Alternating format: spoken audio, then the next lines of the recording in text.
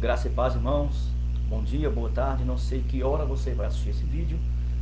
Estamos aqui para dar continuidade àquela nossa série de estudos com uma perspectiva escatológica, como a gente já bem frisou lá no início desse nosso estudo, na carta aos Tessalonicenses, com o objetivo central de observar se Paulo, nessa carta aos Tessalonicenses, lembrando, vai ser a primeira carta e a segunda carta, se Paulo, em algum momento nessa carta, ele ensinou os irmãos de como devem se comportar na grande tribulação, né?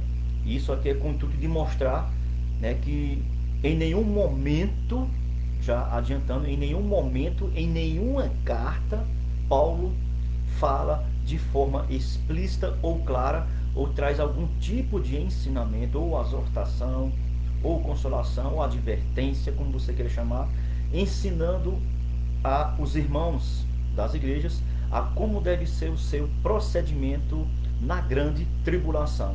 Como defendem os pós-tribulacionistas, né, a igreja passará pela grande tribulação. Já os pré-tribulacionistas entram com o argumento a qual a igreja não passará pela grande tribulação. Mas também nós temos uma terceira escola, que é uma que ninguém, é difícil você encontrar um que defende ela. A cada 10 pessoas, né, vai estar mais uma porção com o pós, outra porção com o pré, e eu acho que dos 10, eu acho que só um ou dois vai estar ali com a posição mesotribulacionista, tá ok? Então a gente já fez uma introdução há um tempo atrás, tá tudo aí no meu canal, né? Você que é inscrito, você pode voltar, averiguar, pesquisar, e você vai encontrar aí esse material disponível para você. Claro que de forma resumida, uma forma panorâmica, mas com a linguagem aqui bem contemporânea, bem clara, para que você possa entender, ok? E hoje a gente vai entrar no capítulo 2. Lembrando que nós fizemos a semana passada o capítulo 1. E o capítulo 1 contém apenas 10 versículos, e nós observamos claramente que na sua introdução, na abertura da sua carta, no início dos seus elogios e de suas orações em forma de ações de graças, trazendo elogios, né, trazendo exortações, mostrando o seu amor, o seu cuidado pelaquela igreja. E ele encerra no versículo 10, falando, né, que aquela igreja, ela deveria estar aguardando a volta de Cristo. Então ele não ensinou no capítulo 1, em momento algum, sobre como os irmãos deverão reagir no momento da grande tribulação. E nós observamos também que no capítulo 1, a palavra tribulação, ela aparece uma única vez, mas com o sentido de quê? De situações que são peculiares no dia a dia, certo? São as aflições, como Jesus falou: tende bom ânimo, no mundo tereis aflições, tereis tribulações, depende da sua versão. Então, são as questões adversas que tanto o ímpio quanto o crente, ele sofre no seu dia a dia, e que inclusive foi muito nessa igreja, e foi sobre esse pano de fundo, sobre essas situações políticas, geográficas, que aconteceu a convenção daquela igreja, tá ok? Hoje, agora, vamos abordar o capítulo 2. Eu não vou fazer tanta retrospectiva, porque senão os vídeos vão ficar longos e fica até monótono, fica chato para você assistir, ok? Então eu vou tentar me esforçar para fazer vídeos curtos, para que seja mais compreensível. Hoje o capítulo 2, pode ser que a gente extrapole um pouquinho o tempo, porque esse capítulo 2 dessa carta tem 20 versículos. O outro só tinha 10, esse possui 20 versículos, tá ok? Mas a gente pode dividir ele em 6 porções, que a gente vai destrinchar rapidamente, de uma forma clara, né? E que depois você pode reavaliar e fazer suas próprias conclusões, trazer suas... Olha, complicado, né? O cara da propaganda achou de passar logo agora, ó. Ô, caramba, rapaz. Ronaldo Presentes, ó, Ronaldo Presentes, é irmão de meu amigo Boca de Cola.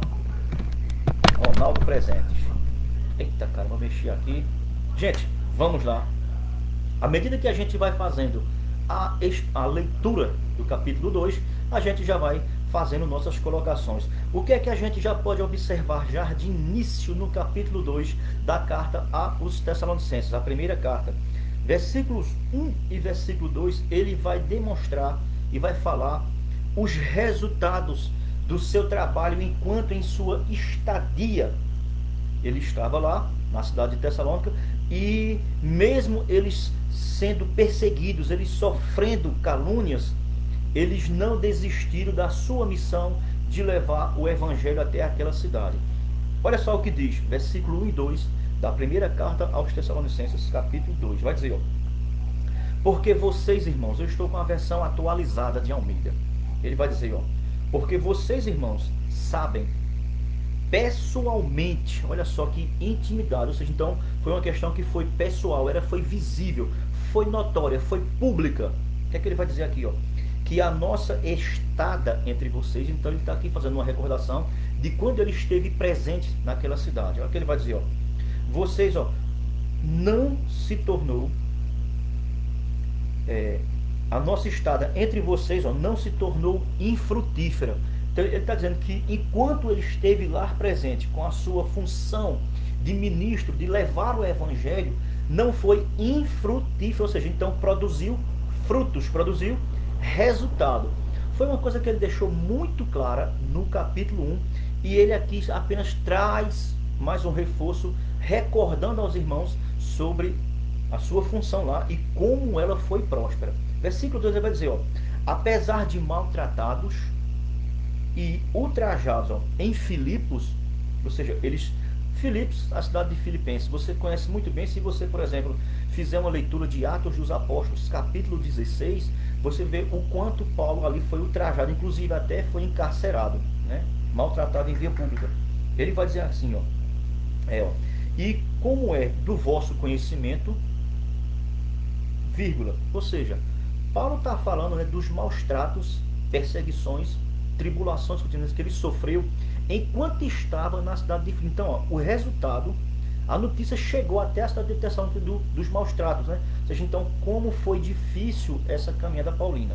E ele vai dizer, ó: como é do vosso conhecimento, ó, tivemos ousada confiança em nosso Deus, por mais que estavam sendo maltratados, ultrajados, mas eles confiavam que aquela obra era de Deus e que Deus iria preservar e que eles iriam seguir em frente. O que é que ele vai dizer aqui mais, ó?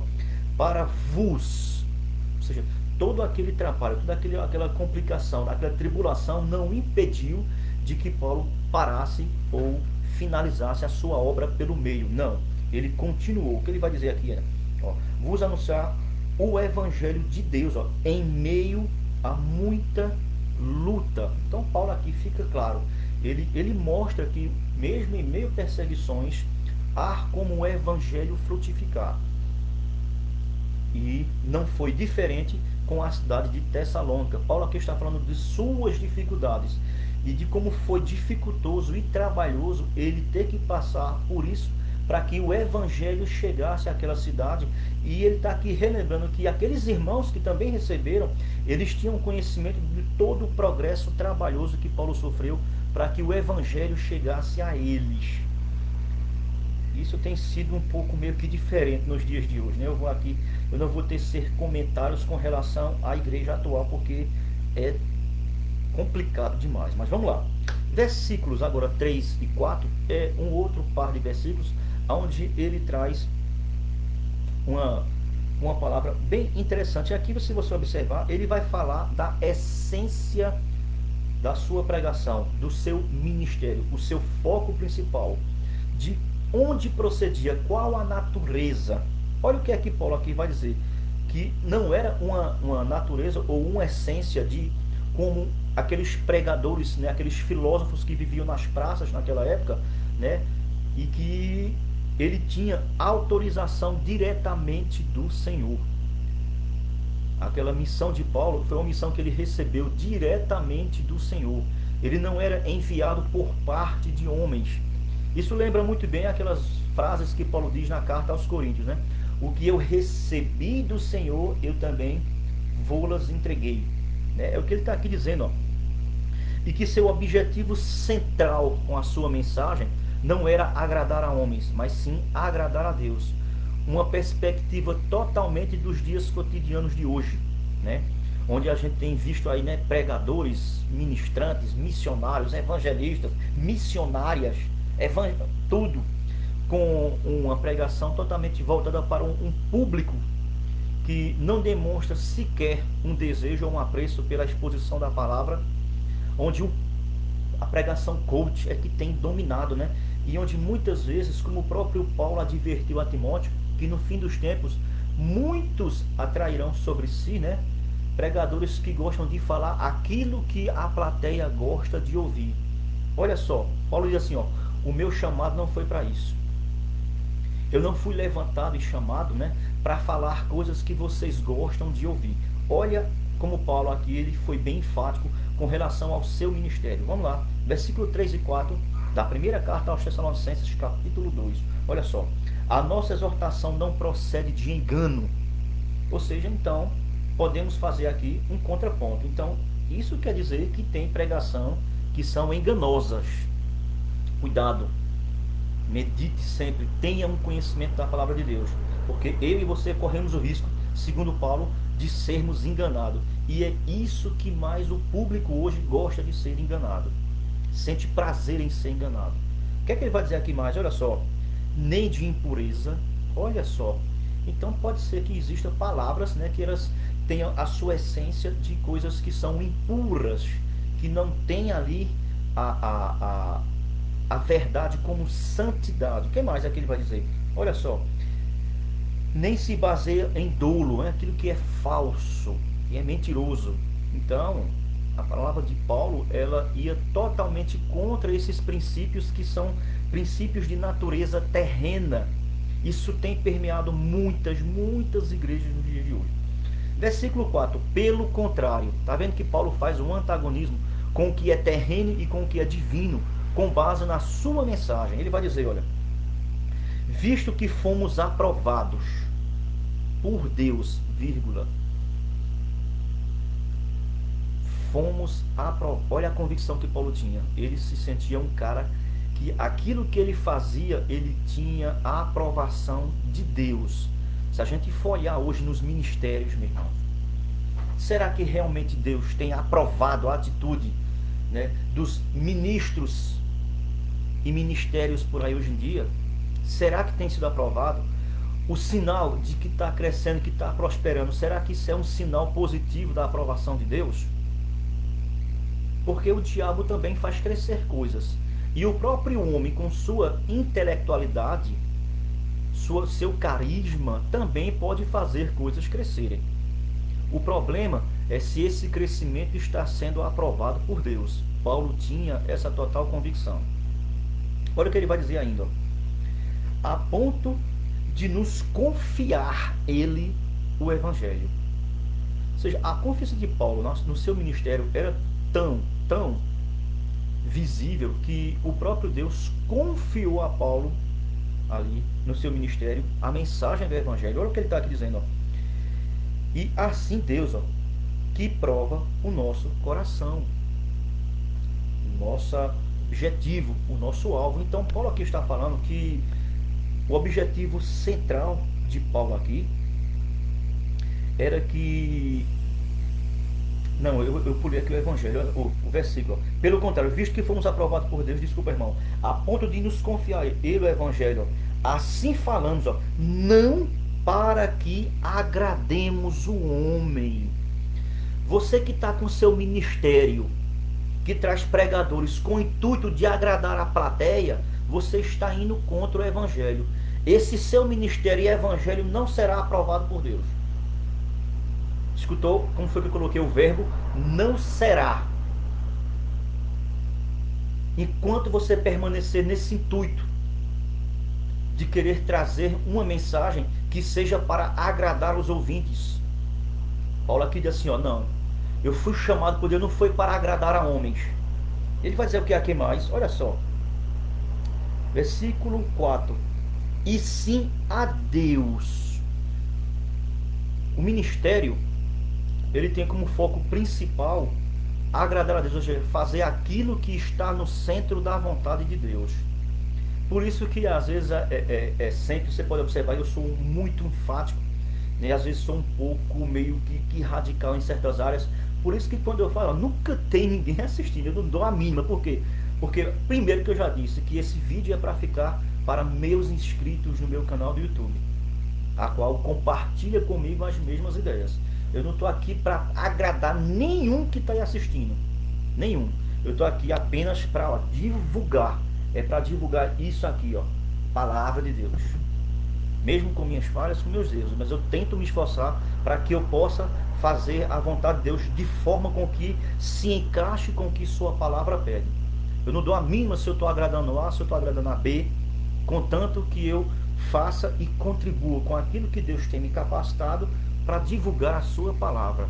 Você que está agradando o povo, você está indo contra o que a palavra de Deus pede. É duro, né, ter que falar isso aqui, que eu conheço muitos. Aqui na minha cidade, é campanha de A, campanha de B, culto de não sei o que lá, é tudo voltado para o centro humano, nada voltado para Deus.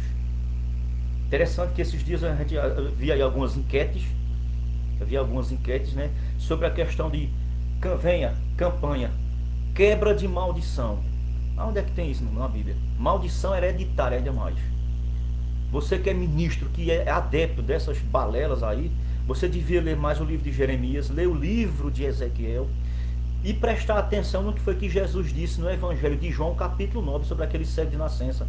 Nem foi ele e nem foi o pai. E aí, cadê a maldição hereditária? É interessante que colocaram essa enquete e teve um camarada que ele botou lá dizendo que ele não concorda. Ele não concorda com isso, mas a igreja dele tem campanha de maldição hereditária. Pura contradição. Eu não entendo alguns desses ministros, a gente não vai generalizar, mas tem uma raça aí que...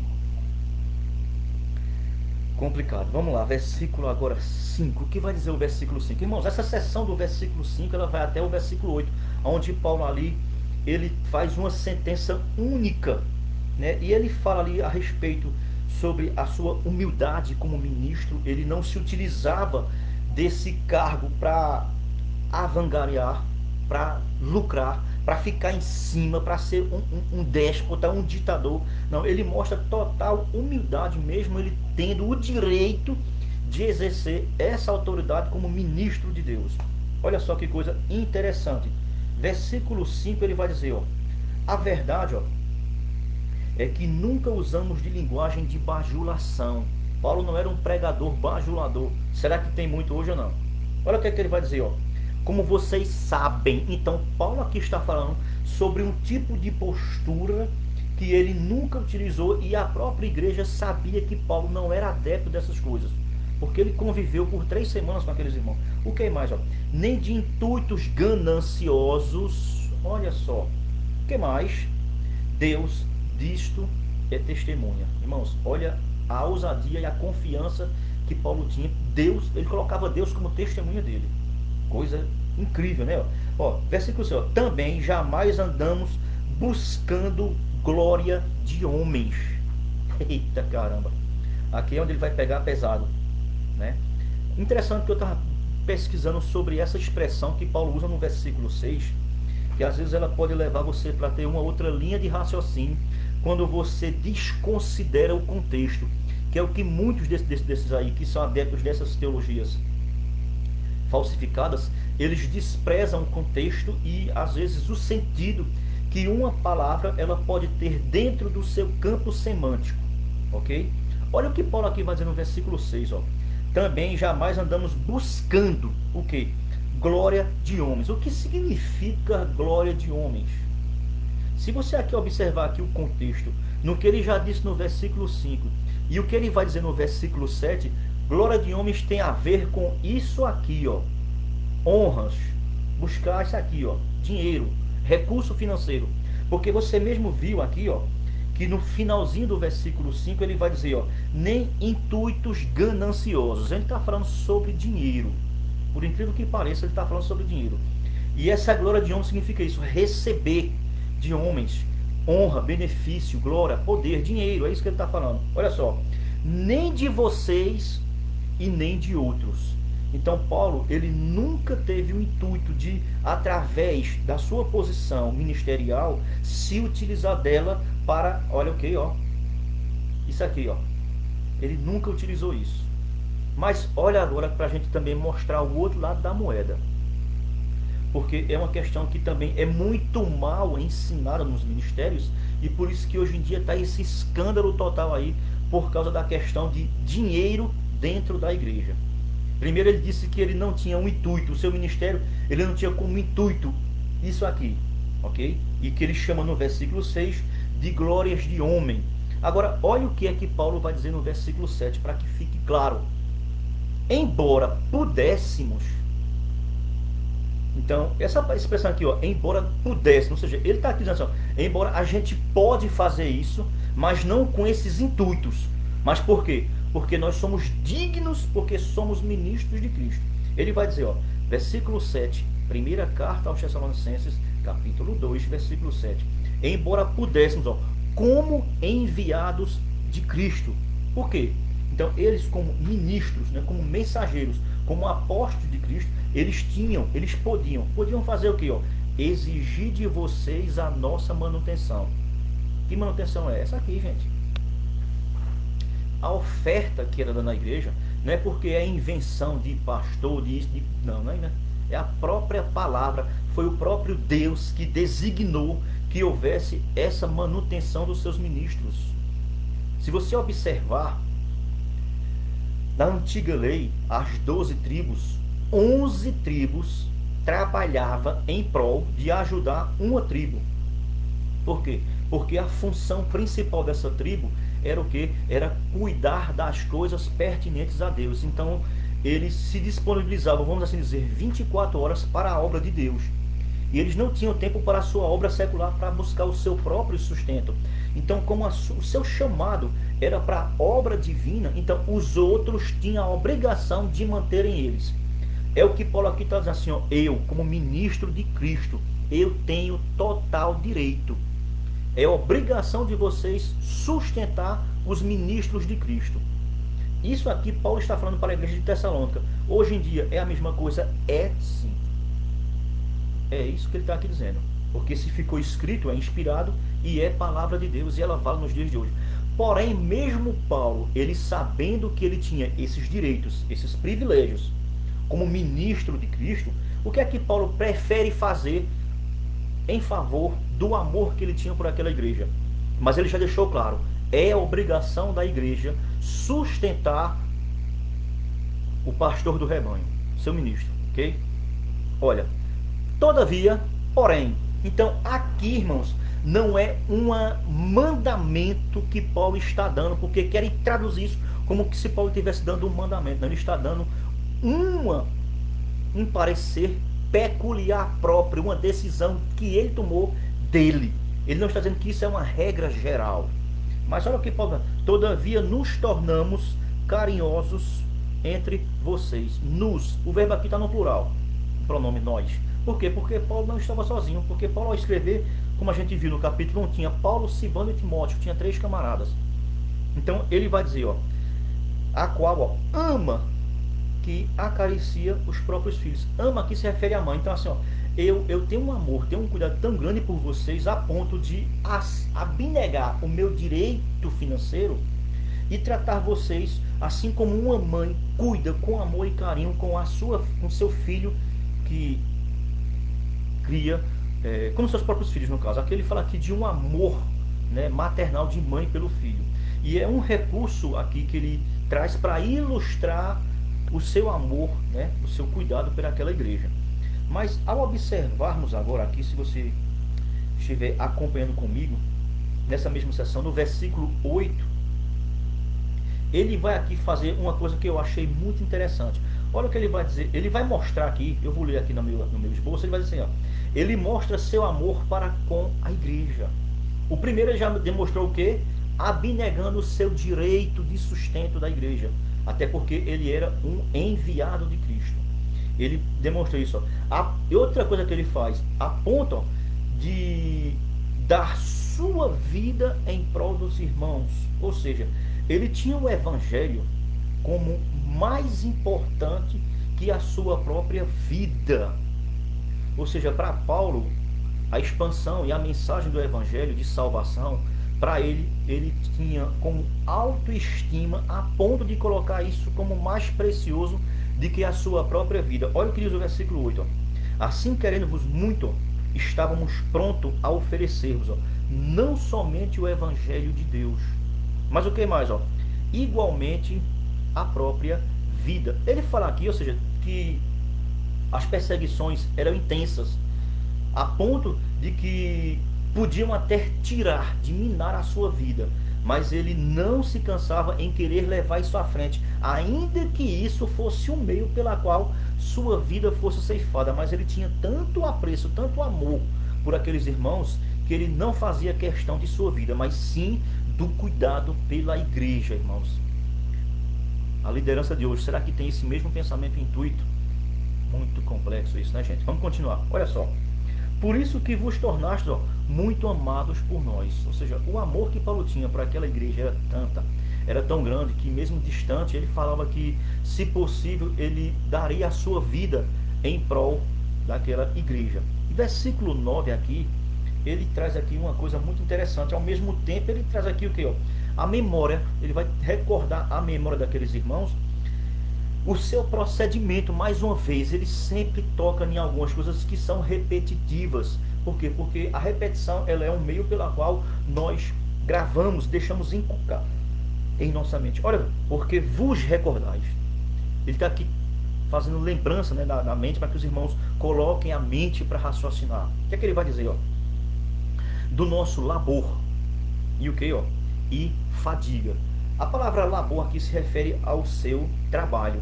E o trabalho que ele fala aqui, ele dá mais outra característica que vai enfatizar, para engrandecer isso que ele quer, que é dar mais peso, vamos assim dizer. São outras palavras mais bem bonitas que eu poderia usar, mas é para que fique aqui uma linguagem popular. Ou seja, assim, ó, ele está aqui assim, ó, que vocês lembram, vocês recordam de quando eu estive aí, o quanto eu trabalhei e quão duro foi o meu trabalho. Essa palavra aqui, fadigar, significa um trabalho acima das forças. Foi uma exaustão tão grande que suas forças se desfaleceram, se acabaram. Então ele trabalhou exaustivamente, ó, e de como, ó, noite e dia labutando, para não vivermos, ó, à custa de nenhum de vocês. Aqui por trás tem aqui uma ironia que Paulo aqui está dando com relação aos seus acusadores, que Paulo era acusado, né, de ser um charlatão, entendeu? E muitas vezes Paulo se utilizava, e isso é o que os charlatões diziam, né, que Paulo se utilizava de um falso amor para tentar se vitimizar, a igreja se conformar, né, e se entristecer, e aí ajudar Paulo financeiramente. Aí Paulo já utiliza isso aqui como se fosse uma alfinetada nessa turma. E está trazendo a memória da própria igreja. Olha só, dia e noite labutando para não vivermos a custas de vocês. Porque diziam que Paulo, ele se utilizava disso, né, para não trabalhar, para ter uma vida de regalia. E Paulo está dizendo, de maneira nenhuma. Simplesmente fizemos a nossa tarefa para que a gente não fosse pesado para vocês. Porque a situação já era totalmente difícil, era dificultosa a convivência. Ou seja, naquela época, irmãos, não era fácil ser crente. Hoje em dia é até moda, hoje em dia é até status você dizer que você é crente. Mas os escândalos que estão acontecendo, os procedimentos, as coisas terríveis que têm acontecido no meio gospel, praticamente hoje em dia tem sido vergonhoso você dizer que é crente. Paulo continua aqui dizendo o que mais? Olha só, vivemos à custa de vocês, ó, vos proclamamos o evangelho de Deus. Ou seja, Paulo trabalhava o tempo inteiro, um trabalho exaustivo a ponto de consumir todas as suas forças, não recebia auxílio nenhuma por opção própria, e mesmo assim ele continuou com seu objetivo, anunciar o evangelho. E o que mais ele vai dizer agora? Versículo 10, ele defende seu ministério. Uma coisa que ele já deu aqui uma alfinetadazinha por trás, mas ele vai defender o seu evangelho e usa a própria membresia da igreja como testemunha. Ou seja, ele está tocando aqui na memória, refrisando, refrescando. Senhor, vocês sabem, estão me acusando disso, daquilo, mas vocês sabem muito bem que são acusações falsas. Com relação a... Olha, que ele vai dizer, versículo 10, ó, vocês e Deus, ó, sois testemunhas do modo. A palavra aqui, modo, se refere a procedimento, conduta, olha, do modo, porque piedosa, justa e irrepreensível. Olha só, 3 características de um verdadeiro ministro: vida piedosa, de compaixão, ser misericordioso. O que mais? Justiça, ser um procedimento, caráter justo. Tá muito difícil nós encontrarmos hoje no meio gospel, mas tem, né? Tem, mas é muito difícil, certo? E o que mais? Irrepreensível. É a mesma expressão que Paulo utiliza lá em Filipenses capítulo 2. Nós somos luz, nós somos irrepreensíveis no meio, em uma geração corrupta e perversa. Olha só. O que mais? Ó? Procedemos, ó, em relação a vocês. E principalmente sobre aqueles que creem. Porque quem não crê, ele sempre tem pontos que ele vai... A incredulidade já é uma própria barreira. É uma própria visão que impede de você de enxergar, né, a verdade de Deus. Mas Paulo aqui, ele está dando o seu testemunho e lembrando para aqueles que receberam o Evangelho, porque essa carta foi escrita muito tempo depois da igreja ser formada, lembre-se bem disso. Então já existia já um certo avanço naquela igreja, certo? Então por isso que ele vai aqui utilizar essa expressão, que aqui eu não queria, é porque eu fico tentando evitar.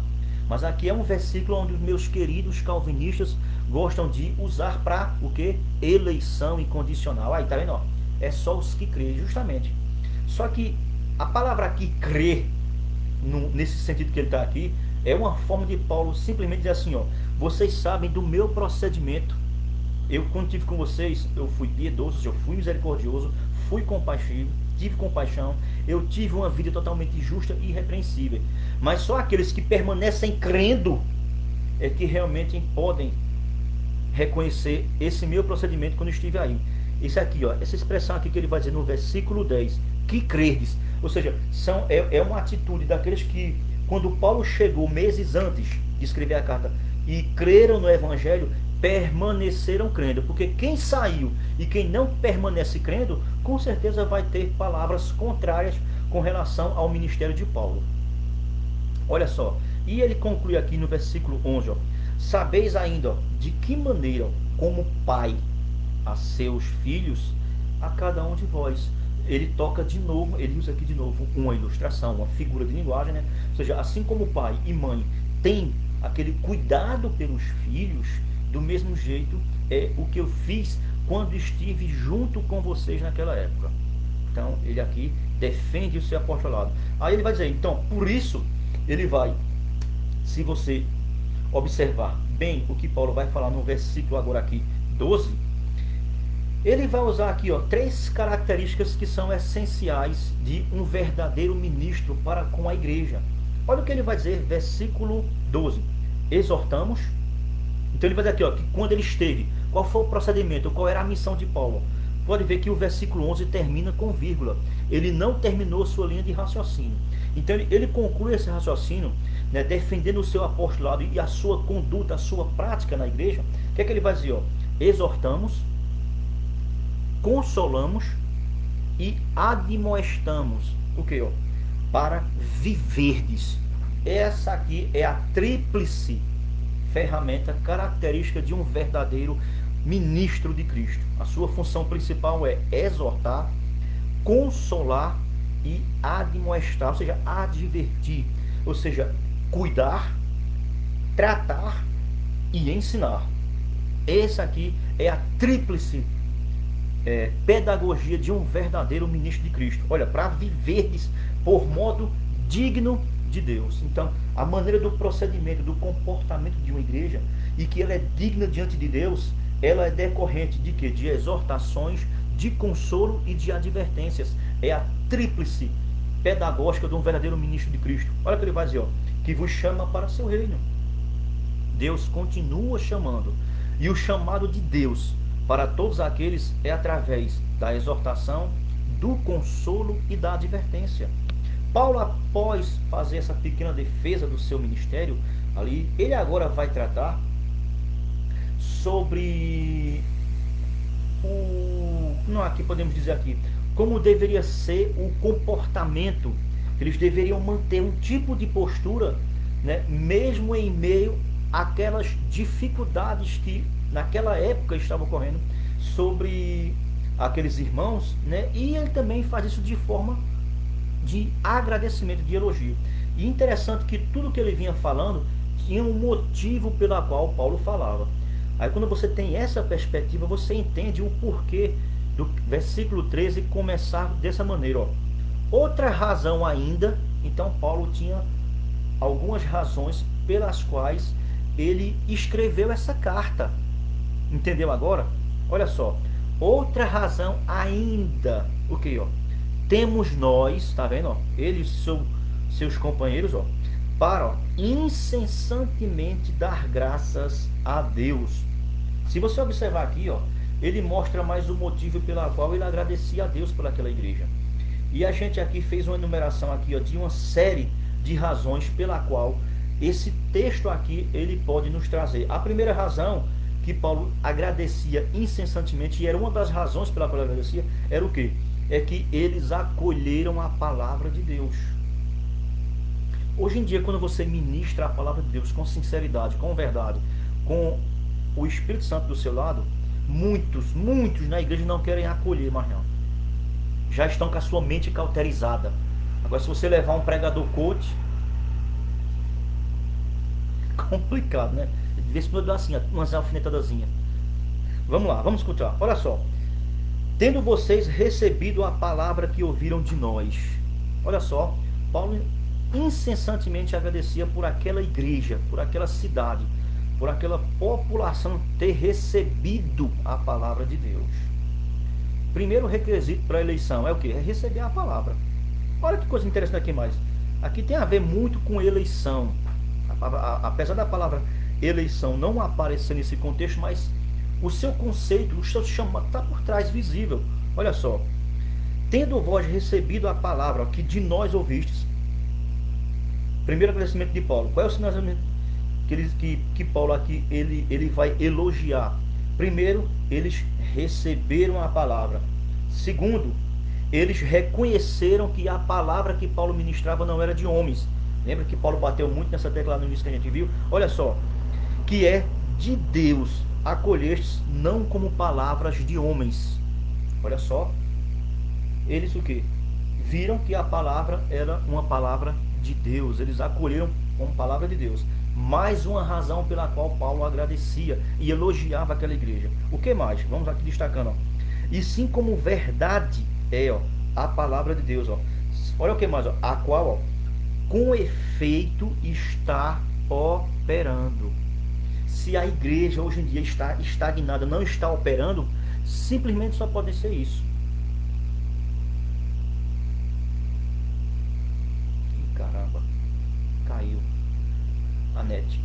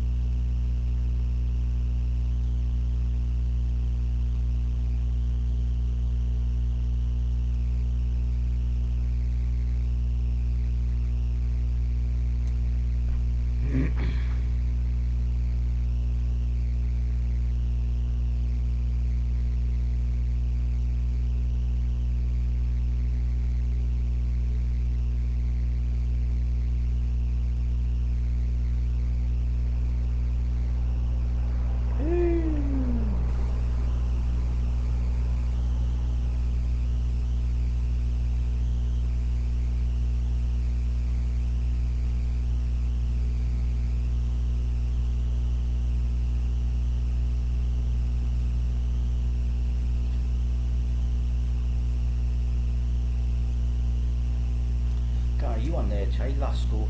Perdi a filmagem, 40 minutos.